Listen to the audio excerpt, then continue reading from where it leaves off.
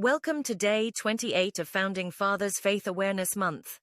North Carolina was the 12th state ratifying the Constitution, doing so on November 21, 1789 in the State House in Fayetteville.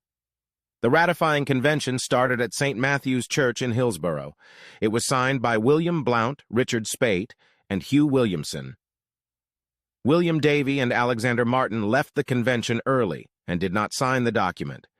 In the preamble to the state of North Carolina's Constitution, it says this: "We, the people of the state of North Carolina, grateful to Almighty God, the sovereign ruler of nations, for the preservation of the American Union and the existence of our civil, political, and religious liberties, and acknowledging our dependence upon him for the continuance of those blessings to us and our posterity, do, for the more certain security thereof, and for the better government of this state, ordain and establish this Constitution."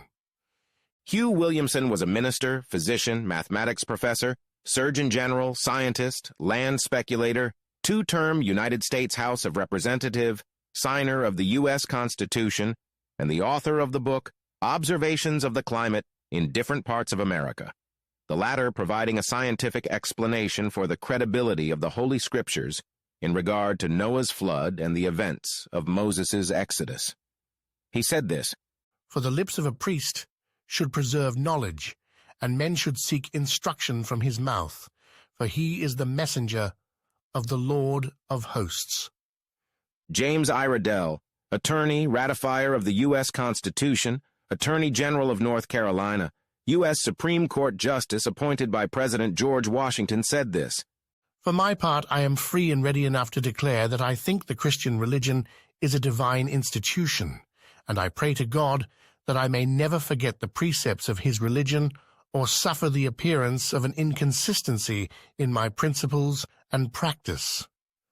According to the modern definition, 1788, of an oath, it is considered a solemn appeal to the Supreme Being for the truth of what is said by a person who believes in the existence of a Supreme Being and in a future state of rewards and punishments. While on the Supreme Court, Iredell strongly avowed that the use of impeachment was necessary for good government, saying, "Every good government requires it.